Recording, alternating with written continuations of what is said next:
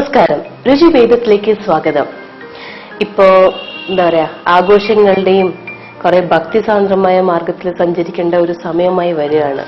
എല്ലാവരും ഇപ്പം ശബരിമലയ്ക്ക് പോകാൻ വേണ്ടിയിട്ട് ഒരുപാട് വ്രതങ്ങൾ എടുക്കുകയും വ്രതം അനുഷ്ഠിക്കുക അല്ലെങ്കിൽ വെജിറ്റേറിയൻ ഭക്ഷണം കൂടുതലും കഴിക്കണ ഒരു ടൈമാണ്. അപ്പൊ ഈ സമയത്ത് എന്നും എന്താ പറയാ, അവിയലും പുളിശ്ശേരിയും സാമ്പാർ ഇങ്ങനെയൊക്കെ കഴിച്ച് നാമം എടുക്കുമ്പോൾ നോൺ വെജ് സ്ഥിരം കഴിച്ചുകൊണ്ടിരുന്നവർക്ക് ഒരു ചെറിയ പ്രശ്നം ഉണ്ടാവാറുണ്ട്. എന്തെങ്കിലും സെപ്പറേറ്റ് ആയിട്ട് കുറച്ച് എൻറ്റയർലി ഡിഫറെന്റ് ആയിട്ടൊരു ഡിഷ് കഴിക്കാൻ ഒരു ആഗ്രഹം ഉണ്ടാവാറുണ്ട്. അപ്പൊ അങ്ങനെയുള്ളപ്പോൾ അവർ സാധാരണ ചെയ്യുന്ന വെച്ചാൽ ഹോട്ടലിൽ പോവുക, ഗോബി മഞ്ചൂരിയനോ പനീർ മട്ടറോ അല്ലെങ്കിൽ അങ്ങനെ എന്തെങ്കിലും ഒരു സ്പെഷ്യൽ ഡിഷ് മേടിച്ച് കഴിക്കാറുണ്ട്. പക്ഷെ ഓരോന്നിന്റെ റേറ്റ് ഓഫ് പെർ പ്ലേറ്റ് ഒരു 60-65 അല്ലെങ്കിൽ എബവ് ആയിരിക്കും അതിന്റെ പ്രൈസ് പോകുന്നത്. ഒരു ദിവസം കഴിക്കാം അല്ലെങ്കിൽ ഒരു നേരം കഴിക്കാൻ പറ്റും. പക്ഷെ എന്നും വേണ്ടേ, അല്ലെങ്കിൽ ആഴ്ചയിൽ ഒരിക്കലെങ്കിലും നമുക്കൊരു ഡിഫറെന്റ് വെറൈറ്റി വേണമെങ്കിൽ എന്താ ചെയ്യാം? അപ്പൊ ഇങ്ങനൊരു നല്ലൊരു ഫാന്റസി ഡിഷ് നമ്മളെ വീട്ടിൽ തന്നെ എളുപ്പത്തിൽ ഉണ്ടാക്കാൻ പറ്റിയെങ്കിലോ, വളരെ ലാഭത്തില് വളരെ ചെലവ് കുറച്ച് നമുക്ക് വീട്ടിൽ തന്നെ ഉണ്ടാക്കാൻ പറ്റുന്ന വളരെ ഡെലിഷ്യസ് ആയിട്ടുള്ള ഏത് ഹോട്ടലിലും ലഭ്യമായിട്ടുള്ള ഒരു ഫുഡാണ് പനീർ ബട്ടർ മസാല. പനീർ ബട്ടർ മസാലയ്ക്ക് ആവശ്യമുള്ള ഇൻഗ്രീഡിയൻസും ഇതെങ്ങനെ പ്രിപ്പയർ ചെയ്യേണ്ടതെന്ന് നമുക്ക് നോക്കാം. പനീർ, കുരുമുളക് പൊടി, ഗരം മസാല പൗഡർ, മുളക് പൊടി, കരിവേപ്പില,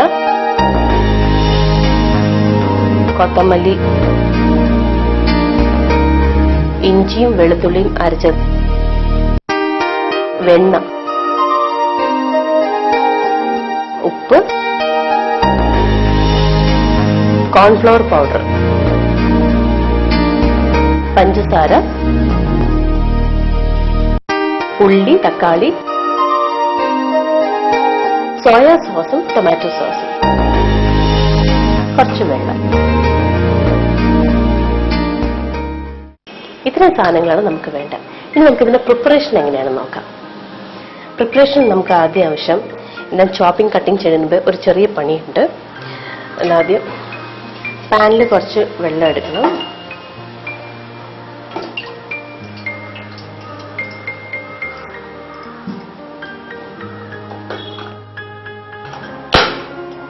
എന്നിട്ട് വെള്ളം ഒന്ന് തിളപ്പിക്കാം. ചൂടുവെള്ളം, തിളച്ച വെള്ളം ഉണ്ട്. ഇപ്പം ഞാൻ പാനിൽ എടുത്തുന്നേ ഉള്ളൂ. വെള്ളം ഒന്ന് തിളപ്പിച്ചെടുക്കുക.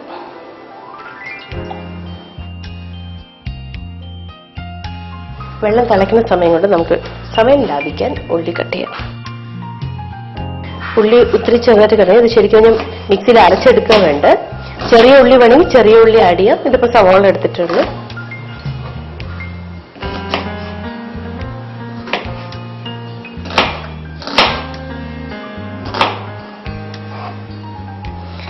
ഇത് വേണമെങ്കിൽ സവാളയും ഇഞ്ചിയും വെളുത്തുള്ളിയും ഒത്ത് ചതച്ചരയ്ക്കാം, അരച്ചെടുക്കാം മിക്സിയിൽ.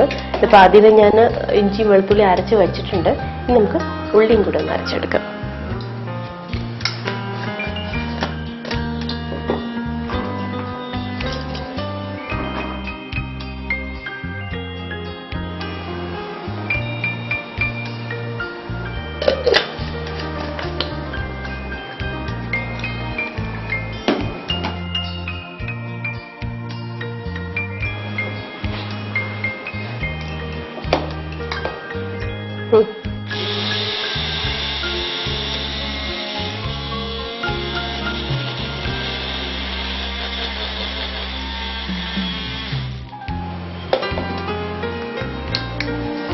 നമ്മുടെ ഉള്ളി റെഡിയാക്കിയപ്പോഴത്തേക്ക് ഇവിടെ വെള്ളം തിളച്ചു കഴിഞ്ഞു.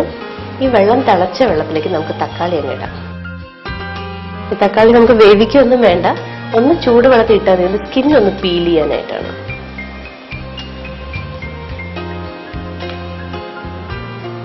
അല്ലെങ്കിൽ ഒരു ചെറിയ ബൗളിൽ എടുത്തിട്ട് അതിൽ ഈ ചൂടുവെള്ളം ഒഴിച്ചാലും മതി. തക്കാളിയുടെ തോല് പിരിച്ചെടുക്കാനാണ്.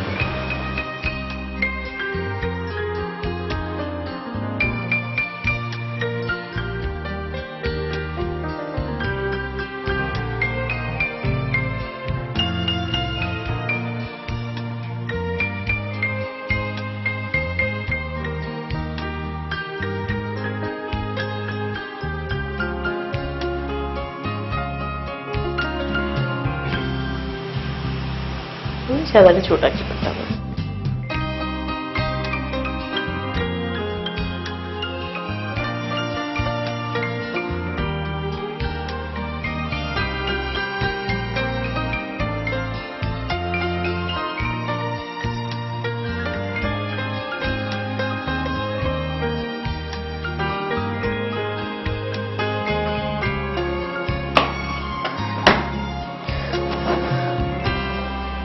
പെട്ടെന്ന് ഇങ്ങനെ തോല് ഉരിച്ചെടുക്കാൻ പറ്റും. അതിന് വേണ്ടിയിട്ടാണ് ഇങ്ങനെ ചൂടുവെള്ളത്തിൽ ഒഴിക്കുന്നത്.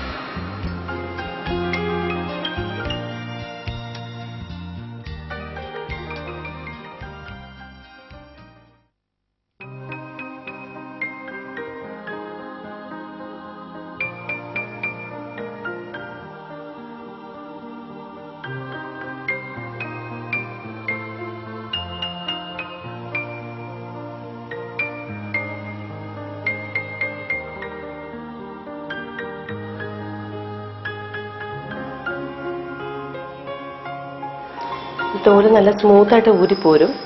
നമുക്ക് ദശയ്ക്ക് ഒരു കേടും പറ്റില്ല. സാധാരണ നമ്മൾ അല്ലാതെ തോലി എടുക്കുകയാണെങ്കിൽ ഒരുപാട് ദശ എൻ്റെ കൂടെ പോകും. ഇത് എളുപ്പമാർഗത്തിലാണ് ഇങ്ങനെ ചെയ്യുന്നത്. നമ്മൾ എടുത്തു വെച്ച തക്കാളി ഉള്ളി അരച്ച് നമ്മൾ വച്ചായിരുന്നു. അതിന്റെ കൂട്ടത്തിൽ തന്നെ ഒന്നും കൂടെ ഈ തക്കാളിയും കൂടെ ഇട്ടൊന്ന് അരച്ചെടുക്കാം.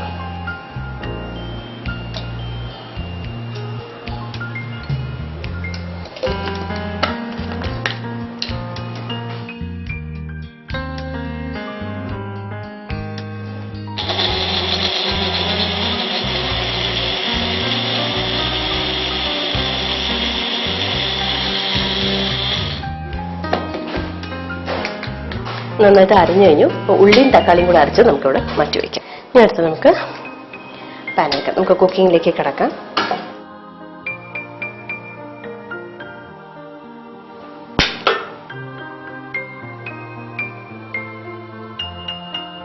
പാൻ ചൂടാവുന്നൊരു വെയിറ്റ് ചെയ്യാം.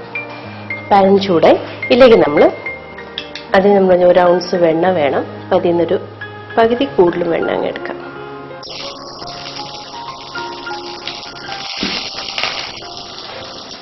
ഫ്ലെയിം നോക്കി വെണ്ണ ഒന്ന് ഉരുകി കഴിയുമ്പോൾ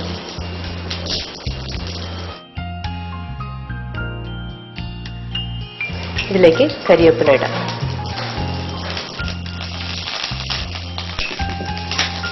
ഇതിലേക്ക് നമ്മൾ അരച്ചെടുത്ത് തക്കാളിയും ഉള്ളിയും കൂടെ ചേർക്കാം.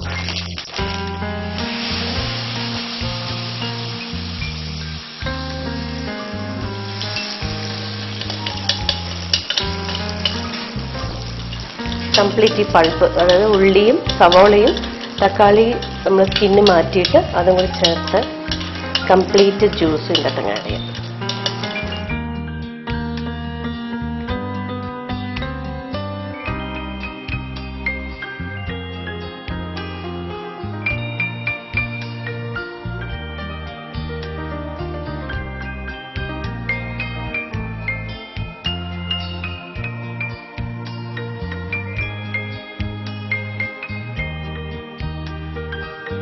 നമുക്കൊന്ന് നന്നായിട്ട് വെണ്ണയിലൊന്ന് ഇളക്കാം.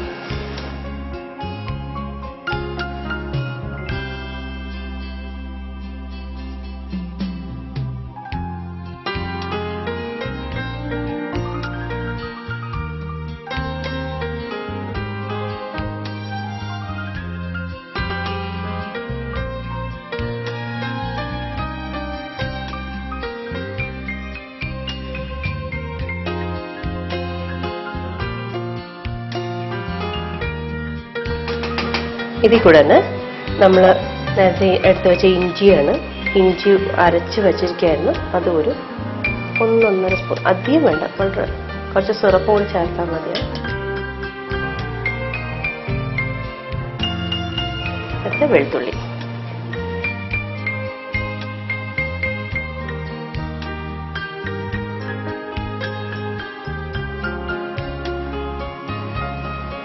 ലേശം കുരുമുളക് പൊടി,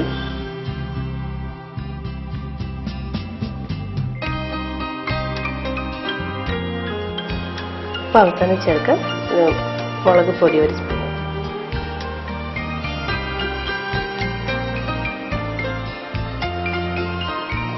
എന്നിട്ടൊന്ന് ഇളക്കി കൊടുക്കാം.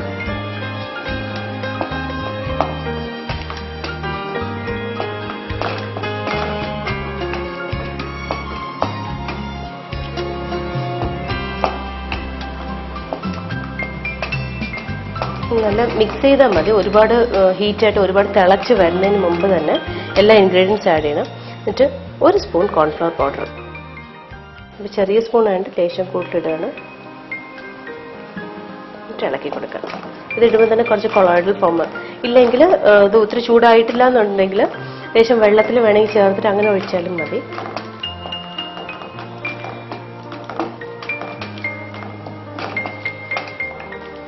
ഇങ്ങനെ ലേശം സോയാ സോസ്.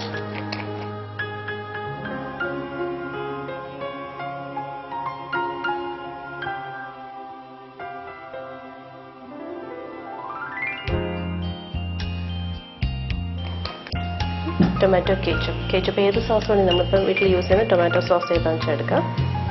അതൊരു സ്പൂണും കൂടെ.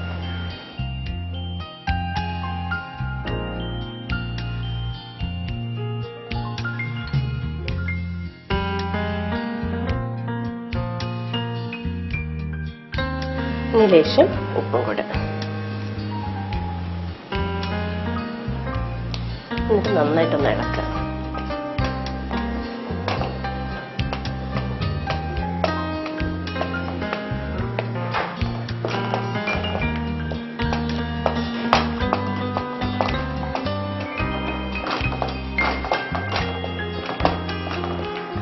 നല്ല തിക്കൊരു പ്യൂരിയാവും ഇത്.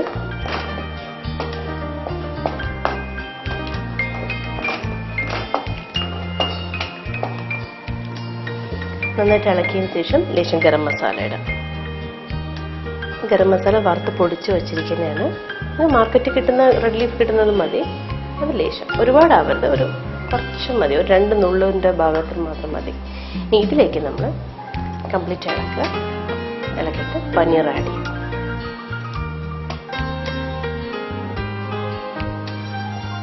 ഇതിൻ്റെ കൂടെ വേണമെങ്കിൽ മട്ടർ ആക്കാം. അപ്പോൾ മട്ടർ പനീറാവും. ഇത് വെറും ബട്ടർ പനീറാക്കാം. പനീർ ഇട്ടിട്ട് അത്രയും ഒത്തിരി ഉടച്ചെടുക്കുക, എന്നിട്ട് പനീർ പൊട്ടിപ്പോകാൻ ചാൻസസ് ഉണ്ട്. ആദ്യം ജസ്റ്റ് ഒന്ന് ഹീറ്റ് ചെയ്താൽ മതി.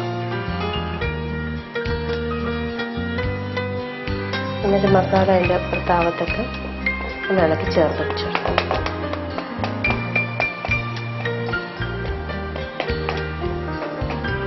വളരെ ലോ ഹീറ്റിലൊന്ന് ചെയ്താൽ മതി, കുക്ക് ചെയ്താൽ മതി.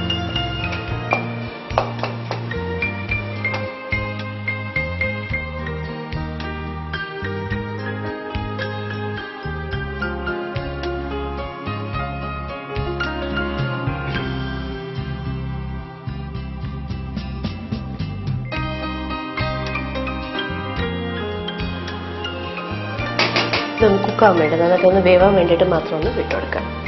ഒരു മോഡറേറ്റ് ഹീറ്റിൽ, ഒത്തിരി ഓവർ ഫ്ലെയിം ആവരുത്, ഒരു ഹാഫ് ഫ്ലെയിം മതിയോ, മീഡിയം ഫ്ലെയിം മതിയോ. ഇളക്കുമ്പോൾ പ്രത്യേകം ശ്രദ്ധിക്കുക, ഇത് പനീർ പൊട്ടിപ്പോകാതെ നോക്കണം. വളരെ സോഫ്റ്റ് ആണത്, അതുകൊണ്ട് വളരെ സ്ലോലി വേണം അതിനെ ഒന്ന് ഇളക്കി കൊടുക്കുമ്പോൾ, വളരെ സൂക്ഷിച്ച് വേണം.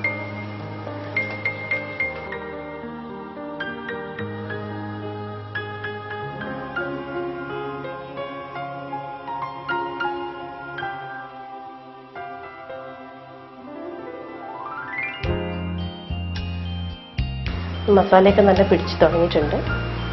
കുക്ക് ചെയ്തെടുക്കാം. ഏകദേശം പനീർ വെന്ത് കഴിയുമ്പോഴത്തേക്ക് നമ്മൾ ചോപ്പ് ചെയ്ത് വെച്ചേക്കുന്ന കൊറിയാൻഡർ ലീവ്സ് മല്ലിയില കൊച്ചു വെച്ചിട്ട് നോക്കിയിട്ട് അതങ്ങ് ടോപ്പിംഗ് ചെയ്യാം.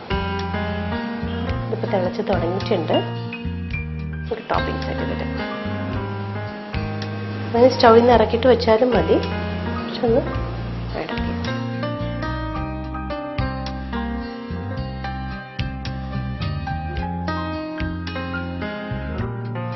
ഏകദേശം കുക്ക്ഡ് ആകുമ്പോഴത്തേക്ക് 1 സ്പൂൺ ഷുഗറും കൂടെ, പഞ്ചസാര നമ്മൾ ആഡ് ചെയ്തിട്ടില്ലായിരുന്നു, ആഡ് ചെയ്ത് വയ്ക്കാം.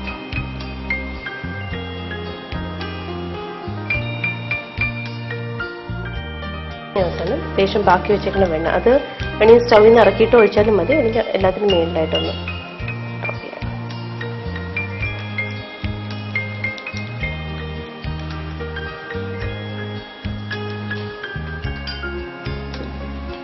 ഇപ്പോൾ ഗ്രേവി തിക്കായി നന്നായിട്ട് ഇത് വെന്ത് തുടങ്ങിയിട്ടുണ്ട് പനീർ.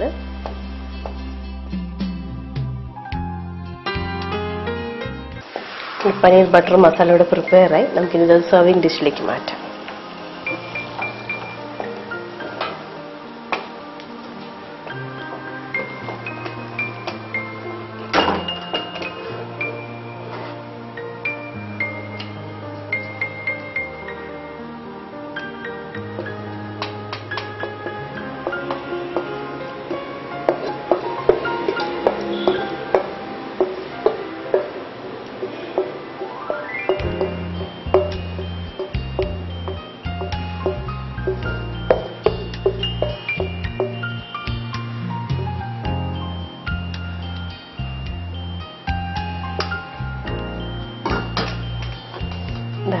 വിത്തിൻ നോ ടൈം തന്നെ പനീർ ബട്ടർ മസാല ഇവിടെ റെഡിയായി കഴിഞ്ഞു.